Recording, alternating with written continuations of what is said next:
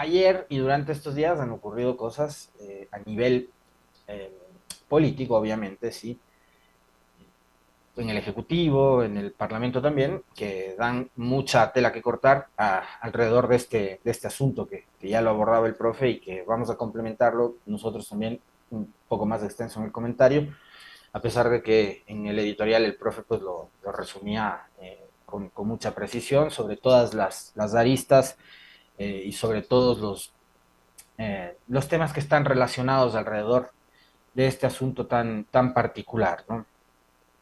Muchas gracias también a quienes se van sumando con los likes. Ya estamos con 1000, así que como siempre esperamos que mientras va creciendo el número de visualizaciones en el espacio, va creciendo también a la par el número de likes, lo cual se les agradece, por supuesto. 7:11 en la mañana, hoy estamos jueves 20 de febrero. Nuevamente el gobierno nacional nos plantea eh, esta idea o esta, no sé cómo llamarle siquiera, ¿no? Propuesta, alternativa, plan, un gran plan, ¿no? Súper creativos en el gobierno se pusieron, eh, a partir de algo que también lo conversábamos en los últimos días con varios de los analistas a los que hemos recurrido, que conocen mucho más que nosotros desde el punto de vista de la investigación, de la academia, los temas relacionados con la seguridad, ¿no? Uno de ellos, Fernando Carrión, hace un par de días, ayer Renato Rivera, con quienes tuvimos dos entrevistas que fueron realmente enriquecedoras desde todo punto de vista en lo relacionado a la seguridad. Si no las han visto, si por alguna razón se las perdieron, se les recomiendo que las vean, ¿no? Porque además han reaccionado a declaraciones casi inmediatas y declaraciones que ha dado el presidente durante las últimas horas también, vinculadas, por ejemplo, al tema del lavado de activos. Entonces, la verdad es que esas dos entrevistas están muy buenas como para tener muchos más elementos en lo personal, cada uno de ustedes, cada uno de nosotros, para ampliar el análisis con respecto de todo lo relacionado con la seguridad o la inseguridad y la violencia que vivimos en el país, ¿no? Mucha gente que ayer a propósito de estas iniciativas leía en redes sociales, en, hacían ejercicio de memoria con respecto de lo que han sido todas las patadas de ahogado que ha dado este gobierno durante esto que viene a ser ya un año y meses perdido para este país. Porque más allá de la crisis política y la crisis económica que también ha vivido el país, pero indudablemente que fue una crisis más política la que provoca la salida del gobierno de Guillermo Lasso y la falta de tacto, de tino para poder eh, establecer canales de diálogo, de intercambio entre el Parlamento y el Ejecutivo durante el gobierno de Lazo, que finalmente terminó dinamitando todo tipo de posibilidad de relación, eh, fue una crisis política, ¿no? No tener una bancada numerosa, no tener un número importante de legisladores, no tener músculo político y enfrentar también unos bajísimos números de popularidad, de credibilidad y de aceptación, provocaron la caída de Lazo a partir de la decisión, además muy personal suya, de decretar una muerte cruzada y de mandar a la casa a la Asamblea y de convocar casi de forma inmediata a nuevas elecciones. Pero en medio también de esa crisis política muy profunda que vivía el país durante el gobierno de Lazo, había una multiplicidad más de crisis que no eran resueltas. La crisis económica, la crisis de desempleo, que tiene que ver también mucho con la economía, y por supuesto la crisis de seguridad. El año en que entrega el gobierno Lazo, que es el 2023, noviembre, es el año más violento de la historia de este país.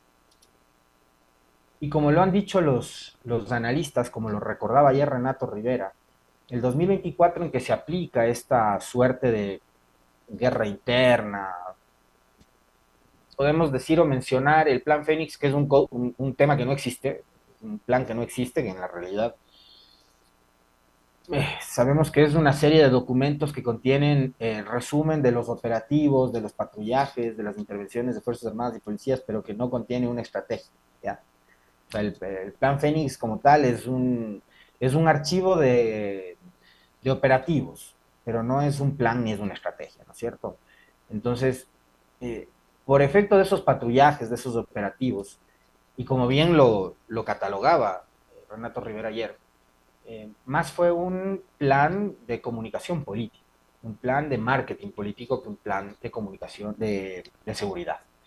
Con ese criterio creo que coinciden algunos otros analistas también, y no solo analistas desde el punto de vista académico, sino también ex militares, que obvio se dedican también a la investigación, o ex policías, que han dicho en algunos momentos, en algunas entrevistas también con nosotros o en otros espacios, algo muy parecido a lo que nos dijo Renato Rivera, de que el plan Fénix no pasa de ser un gran plan de comunicación para tratar de convencer a la gente de cosas que el gobierno no hace,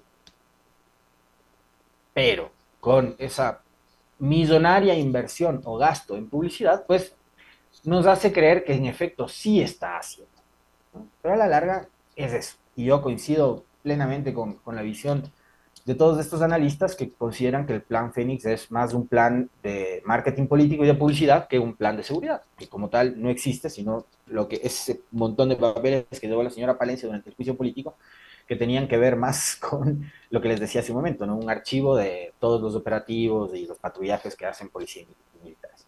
Pero, en definitiva, la guerra interna, los patrullajes, todo el show, el circo que han montado para los TikToks, entrando Novoa con chaleco antibalas subido en una tanqueta a Durán, o ese anuncio grandilocuente que ganó muchos titulares de trasladar las comandancias generales de policía y del ejército a Manabí después de un fin de semana muy violento y de hacer lo propio en El Oro, en no sé qué, en no sé cuánto y no sé qué, eh, lo que lograron es como una suerte de repliegue, ¿no?, táctico de estos grupos delincuenciales que han sido catalogados como grupos terroristas por parte del gobierno, y esos sí han empezado a organizarse. Por eso además es que hay un tema que a mí me llama profundamente la atención, cuando nos referimos a los delincuentes y a la inseguridad en este país, hablamos de crimen organizado. Mientras quien aparentemente estaría desorganizado en este caso es del Estado, ¿no?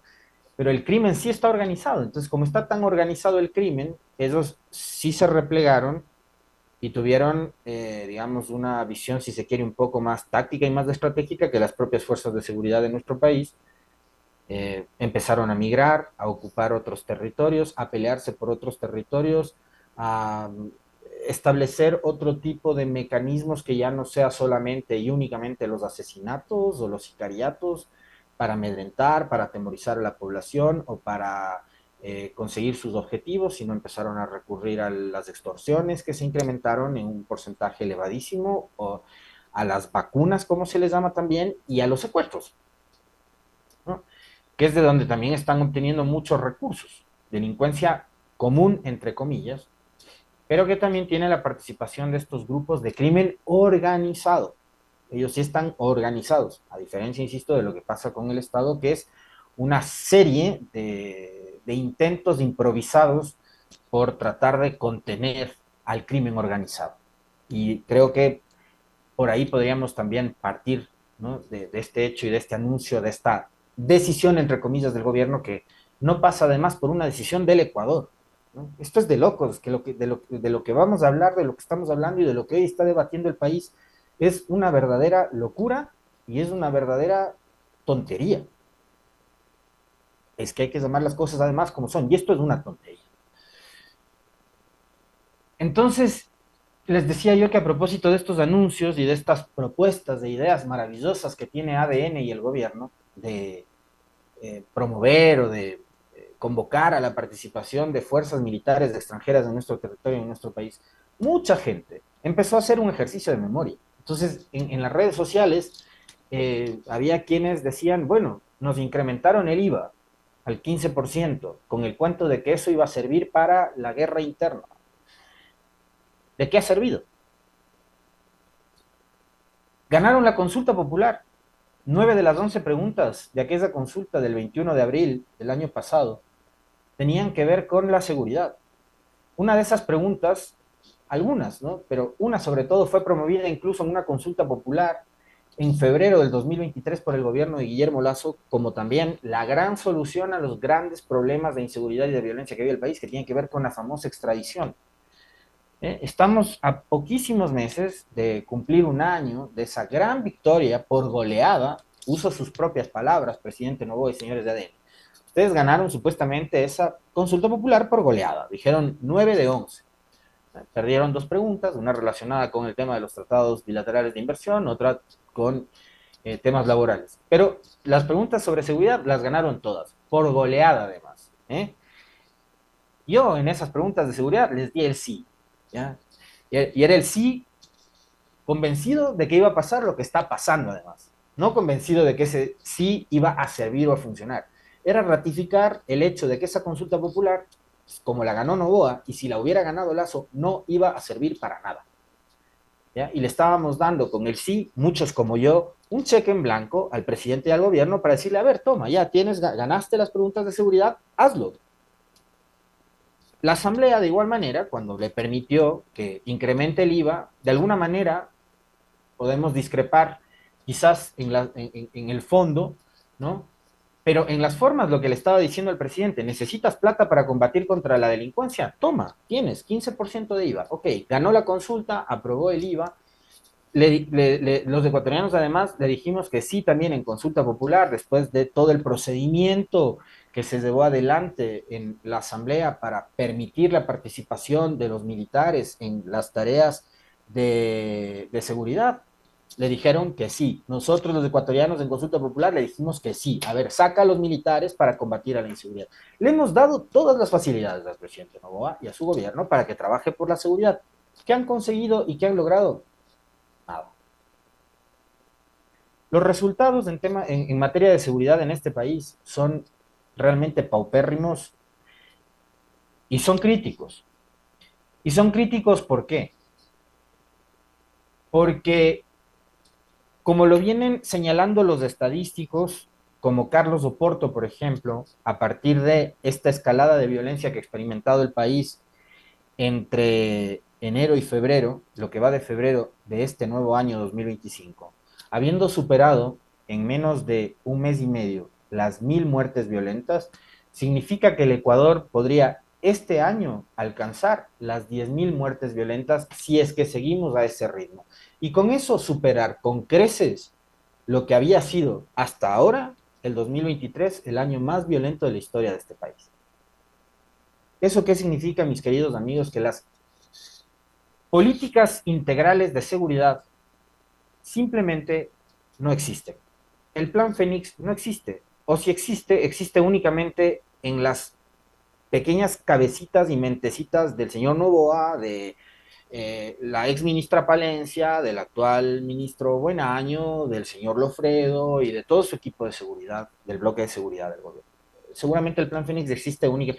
Y por supuesto existe también en esas mentes muy creativas que se encargan de hacer piezas comunicacionales para esa gran y millonaria campaña de publicidad en torno al tema de la violencia y la inseguridad del país. Ahora, la gran idea que se les ocurre, ya, porque no sirvió la consulta popular, no sirvió el incremento del IVA, no ha servido sacar a los militares de las calles, no ha servido militarizar las cárceles, no han servido tantos estados de excepción. ¿Cuántos vamos ya? ¿30? Cada vez se firman nuevos estados de excepción. ¿Mm? ¿Cuántos estados de excepción vamos? ¿De qué han servido? No sirven de nada, son documentos. Antes se quedaban en el papel, ahora se quedan en un repositorio de internet, donde están todos los famosos decretos presidenciales. Y no sirve de nada.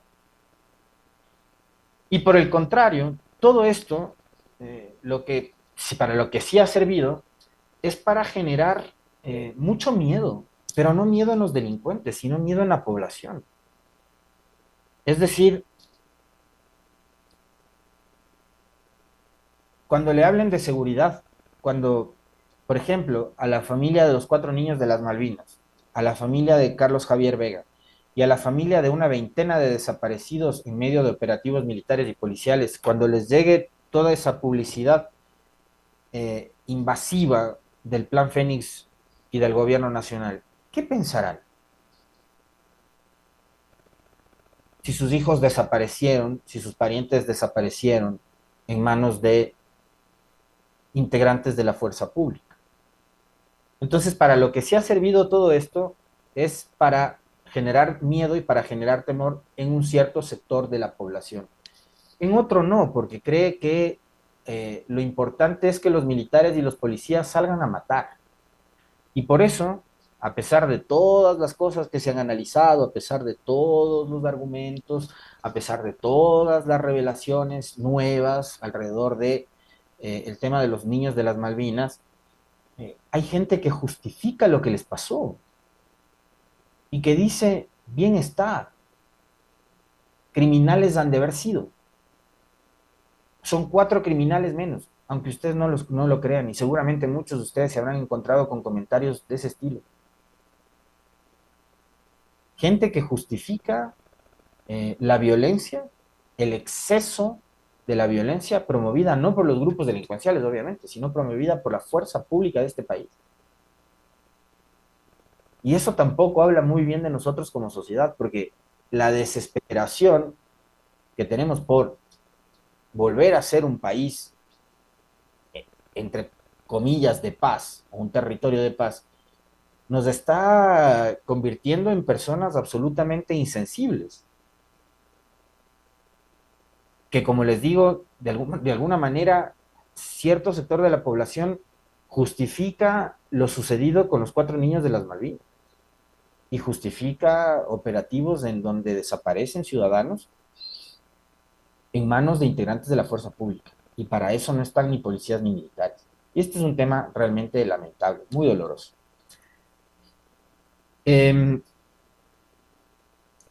Ayer me confirman, compañeros, si tenemos listo el video de la señora Centeno, que es jefa de bancada de ADN, y lo ponemos para empezar por ahí, porque todo arranca con la iniciativa de la bancada de ADN para cambiar un orden del día y promover un debate dentro de la Asamblea para aprobar una suerte de resolución, qué sé yo, que permita o facilite la intervención de fuerzas militares extranjeras en nuestro territorio. Así es que escuchémosle a Valentina. Bueno, el presidente desde el primer día ha emprendido una lucha frontal contra el narcoterrorismo y contra las mafias, y esta es una lucha de crimen organizado transnacional. Por lo tanto, es importante, hemos nosotros impulsado ya que se reforme la Constitución para que las bases militares lleguen al Ecuador, y como otra medida para fortalecer esta lucha contra el narcoterrorismo en nuestro país, el presidente estamos impulsando como bancada un cambio de orden del día para que desde la Asamblea se respalden alianzas militares y la posibilidad de tener a fuerzas especiales de países aliados en el Ecuador.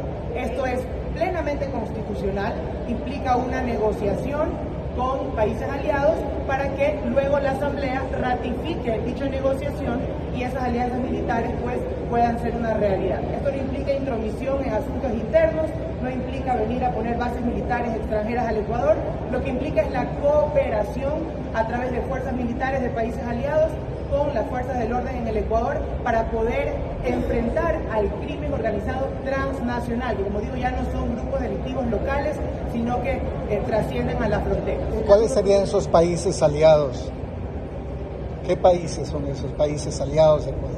Bueno, son algunos países, esa decisión tomará Cancillería y el presidente de la República, pero lo importante es que desde la Asamblea no nos dediquemos solo a fiscalizar, a criticar la política de seguridad, sino que realmente también aunemos esfuerzos y apoyemos al presidente en esta lucha frontal contra las mafias. Y una de estas medidas, sin duda, que es la cooperación internacional para tener fuerzas especiales que vengan al Ecuador y le ayuden a nuestras fuerzas del orden, también con municiones, con armamento, con tecnología, con capacitación, para poder enfrentar a estos grupos de delincuencia.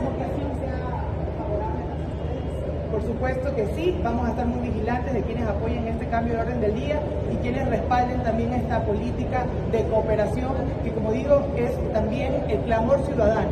Queremos seguridad en las calles, queremos paz y por lo tanto pues necesitamos también de cooperar con países aliados. Bien, ahí la señora Centeno, o señorita Centeno, nos da algunas cosas para analizar y para reflexionar, ¿no?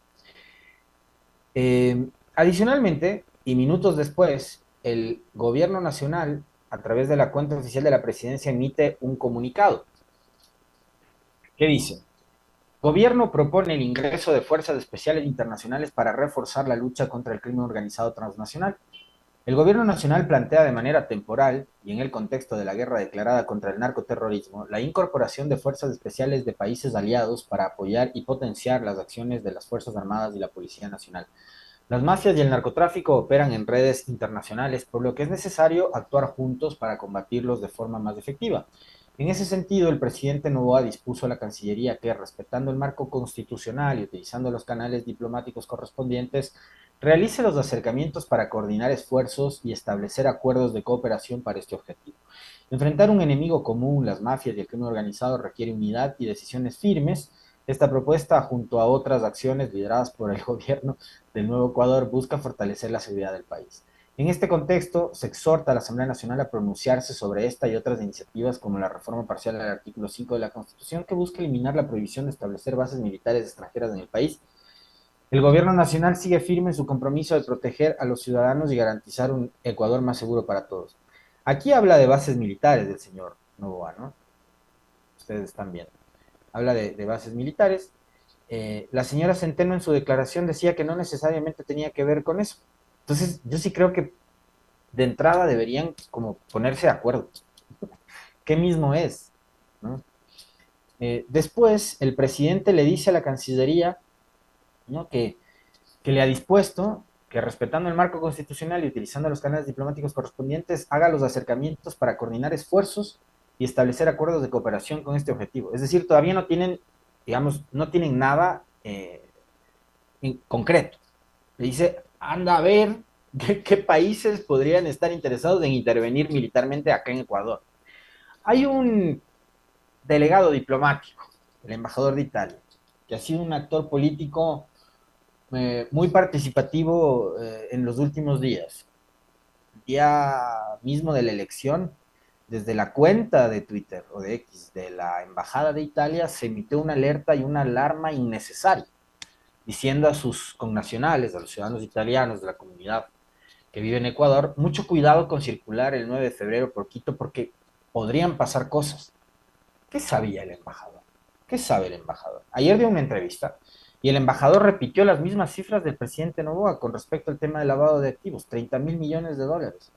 Nos decía Fernando Carrión hace 2 días en este espacio que hablar de 30.000 millones de dólares es una cosa de locos, que no hay base o argumento técnico que permita referirse a eso, porque él, de los estudios que ha hecho, ha llegado a 4.000 o 5.000 millones de dólares en cuestión de lavado de activos. Ayer Renato Rivera nos decía que plantear cifras así de manera tan aventurada termina siendo una irresponsabilidad. Pero en concreto, tanto la intervención de Valentina Centeno como el comunicado que emite la Presidencia de la República nos están diciendo una cosa muy sencilla y que creo que ustedes y nosotros la tenemos clarísima, y es que el gobierno está improvisando todo el tiempo, que el incremento del IVA no ha servido para nada, que la consulta popular de abril del año pasado tampoco ha servido para nada, que el plan Fénix, una vez más, no existe, y que todos estos son intentos comparados únicamente con las patadas de un abogado. Es mucha improvisación, y el problema es que esa improvisación no solo nos está costando dinero, porque la inseguridad, obviamente, que ahuyenta a la inversión, hace que muchas personas cierren sus negocios, como pasa ahora en ciudades como Durán, o como pasaba en su momento con ciudades como Esmeraldas, cuya vida se terminaba a las 2, 3 de la tarde porque los negocios y los locales públicos cerraban a esa hora y se iban a encerrar en sus casas porque no querían ser víctimas de la delincuencia. Sino que nos está costando vidas. O sea, ya no es solamente el costo económico de esta famosa guerra, que evidentemente la estamos perdiendo contra el crimen organizado, la delincuencia, la violencia y la inseguridad, sino que nos está costando vidas. En lo que va del año, más de 1000 muertes violentas.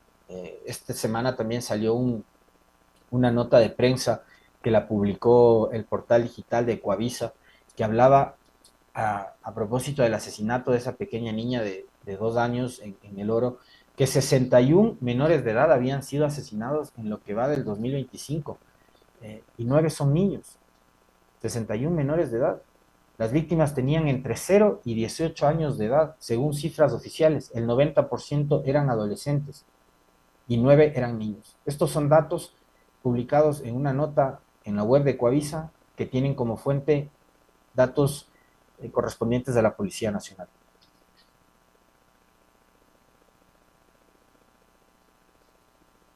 Y lo de fondo es que si tú como un Estado soberano, con un gobierno que ganó en medio de esa crisis de la que hablábamos hace un momento, teniendo que resolver entre muchas cosas, y quizás la más importante porque era la urgencia, en todos los estudios de opinión salía, la gente le decía que lo que más les preocupa es la inseguridad, que tenías que resolver una crisis de inseguridad, el gobierno no ha podido resolver esa crisis de inseguridad y estamos quizás viviendo momentos mucho peores que los que vivimos en el 2024, evidentemente así es, y que podría ser, si es que la cosa sigue como va, así lo han dicho los estadísticos y los especialistas, podría ser un año peor de lo que fue el 2023. ¿Cuál es la respuesta del gobierno? Bueno, pedir a gritos ayuda a países del exterior. Y no es tan sencillo como eso. La señora Centeno dice, vamos a pedir a países aliados. El periodista que le pregunta es Vicente Ordóñez del Universo, y que creo que es de él justamente tomado este extracto de la intervención de la rueda de prensa de Centeno. Eh, ¿Cuáles son esos países? Porque además habla en plural Valentina Centeno y dice, bueno, ya la Cancillería tendrá que ver cuáles son. O sea, ni siquiera sabemos cuáles son los países aliados. Yo les voy a decir que sí hay países aliados y hay uno solo, es Estados Unidos. A propósito de esta iniciativa tan creativa del gobierno, ¿no? De decir, vean, ya nosotros no sabemos qué hacer. Vamos a pedir que venga un ejército del exterior a que nos dé resolviendo algo que nosotros no podemos hacer. Y yo quisiera saber cuál es el sentir de los comandantes del ejército, de las Fuerzas Armadas, de la policía, al darse cuenta de esta suerte de humillación, como bien lo señalaba Rafael Correa, el expresidente, ayer en su cuenta de Twitter, aunque yo discrepo en cierta medida. ¿Saben por qué? Porque parecería que esa humillación también tiene algo de voluntario.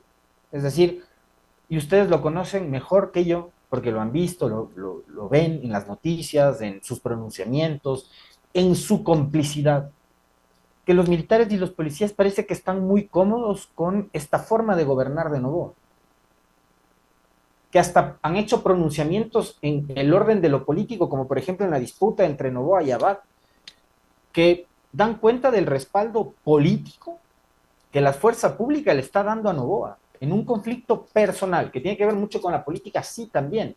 Es un conflicto personal. Pero ahí no se les ve muy incómodos a los militares y a los policías, pero ¿qué pasará por sus cabezas también de los comandantes del ejército y de la policía? El momento en que el gobierno nacional sale a decirle al país y al mundo entero, vean, como somos tan incompetentes, tan inútiles, tan ineficientes, tan incapaces, y los incapaces son los militares y los policías también, necesitamos que vengan militares del exterior a resolver algo que nuestros militares no pueden resolver.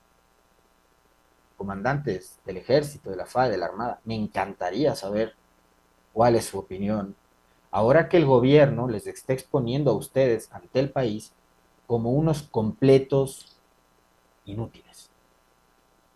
Porque el inútil no solo es Novoa, son sus ministros, también por supuesto, una de esas inútiles, la señora Palencia, los inútiles que están ahora mismo en los cargos, pero ustedes también, que no han podido. Está diciendo que son incapaces, pero no solo Novoa, está diciendo y asumiendo su incapacidad y su inutilidad, sino también la de todos los comandantes de la fuerza pública. Luis Córdoba, académico, analista en temas de seguridad, a quien también solemos recurrir permanentemente en este espacio, publicaba a propósito de estas iniciativas tan creativas del gobierno del señor Novoa. Ayer en su cuenta de Twitter. Apuntes para comprender al desesperado presidente candidato. Como parte de su campaña electoral y ante el fracaso de su gestión en materia de seguridad, el gobierno de Noboa plantea el comunicado que les leía anteriormente. Postea el documento del comunicado Luis Córdoba y dice: las únicas fuerzas de operaciones especiales extranjeras que han operado y pueden hacerlo actualmente en el Ecuador, adivinen cuáles son. Sí, las de Estados Unidos. Esto gracias a que Lazo suscribió el Estatuto de las Fuerzas con Estados Unidos y Noboa lo ratificó en febrero del 2024. Publica los documentos y las respectivas notas de prensa de aquella firma y aquel encuentro, ¿no? Del presidente Noboa con la delegada Laura Richardson de los Estados Unidos. En 1991 se creó el Joint Combined Exchange Training Program, que es este programa de entrenamiento de intercambio conjunto, conocido como JCET por sus siglas en inglés, mediante el cual las Fuerzas de Operaciones Especiales SOF de Estados Unidos han estrechado lazos con los militares de toda América Latina. En Ecuador, estos ejercicios iniciaron en el 97, dice Córdoba. Según datos oficiales, entre el 2007 y el 2014, las SOF intervinieron en casi toda la región, excepto en Ecuador, Venezuela y Bolivia. En Honduras, por ejemplo, las SOF crearon y entrenaron escuadrones SWAT para combatir el crimen organizado. Pero el historial de abusos por parte de fuerzas policiales y militares entrenados por la SOF de Estados Unidos es enorme. Algo de esto puede leerse y postea un informe, el link de este informe, ¿no? Porque además estos militares entran casi con una carta blanca y un cheque en blanco, hagan lo que les dé la gana, no se van a ser responsables de absolutamente nada. La justicia ecuatoriana no les va a investigar, no les va a perseguir, así que si tienen que matar, maten, si tienen que violar, violen, si quieren emborracharse, emborráchense y disparen al aire. Pueden hacer lo que les dé la gana. Por ahora, los de Estados Unidos, escuchen esto, no parece interesado en comprometerse con Noboa, que puede ser el gobierno saliente. Las elecciones están a la vuelta de la esquina, 13 de abril. A menos que lo haga mediante operaciones psicológicas y guerra no convencional. Pero de ser así, el presidente candidato no estaría haciendo bulla. Así que cuando nos hablan de la intervención o la posibilidad de intervención de un ejército extranjero en nuestro país, ese ejército es el de los Estados Unidos. Y yo les voy a repetir algo que les he dicho en varias ocasiones y tiene que ver con esta orientación que tiene Trump del manejo de la economía, de la política y del intervencionismo militar. Trump probablemente es mucho más político que los demócratas. Si no, no se hubiera sentado a conversar con Putin y se ubica a pequeños pasos de concretar la paz entre Rusia y Ucrania, pero sin Ucrania, que fue un gobierno comandado por un demente como Zelensky, apoyado por la Unión Europea, que ahora además están quedando aislados porque Trump no está ni siquiera consultando con ellos, ni diciéndoles e informándoles lo que piensa hacer y lo que está haciendo, porque está conversando directamente con Putin. Y le ha dicho al mundo que el costo que ha tenido la famosa guerra de Ucrania para Estados Unidos es de más o menos 200.000 millones de dólares. Entonces Trump, que es un empresario y que sabe muy bien del manejo y el cuidado del dinero, sobre todo el suyo, ahora es presidente de los Estados Unidos y le toca velar y cuidar por los recursos de su país. Y el hombre siempre ha adoptado medidas proteccionistas puertas adentro. Por eso el tema de los aranceles. A él le importa un comino lo que pasa económicamente con México, con Canadá, con Ecuador, con Argentina, con China o la conchinchina. Le interesa lo que pase dentro de los Estados Unidos. Y esas son medidas absolutamente proteccionistas, soberanas, puertas adentro. Y por eso le ha dicho a Zelensky, a este demente que inició la guerra con Trump, que le va a cobrar esos 200.000 millones de dólares por la intervención militar. Y le ha dicho que incluso los recursos naturales de Ucrania podrían pasar tranquilamente a manos de los Estados Unidos para que le pague el costo de la guerra. Entonces, la pregunta es, a Trump, que el despliegue de tropas le parece y le resulta un gasto innecesario de dinero, ¿le interesará mandar tropas a Ecuador?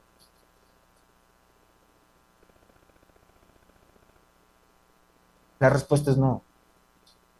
Entonces, si mañana la Asamblea resuelve aprobarle la enmienda constitucional al presidente para facilitar la intervención de militares extranjeros en el país, tampoco va a servir de nada. Y habrá que esperar, porque, por ejemplo, si gana la otra opción el 13 de abril, la orientación política en seguridad, la política pública en seguridad de la Revolución Ciudadana, nosotros ya la conocemos. Y no apunta a ceder soberanía a gobiernos extranjeros o a ejércitos extranjeros. Apunta a reforzar la fuerza pública nacional y apunta a modernizar la infraestructura que debería además y la tecnología que debería servir para vigilar que no ocurran más hechos de violencia en este país, como por ejemplo, ¿qué está pasando con el EQ 911? Fernando Carrión, les repito, si no han visto sus entrevistas hace 2 días, vayan a ver. Desde el 2011, nos dice Fernando Carrión, que el EQ 911 no ha experimentado ningún tipo de modernización, de cambio o de mejora en su infraestructura, en su tecnología, en su software, etc. Desde el 2011, 14 años han pasado. Entonces, esto, les repito, es más muestras de improvisación y de patadas de ahogado de un gobierno que no tiene idea para dónde ir. Lo siguiente será un nuevo estado de excepción que no servirá para nada. Hasta aquí el comentario.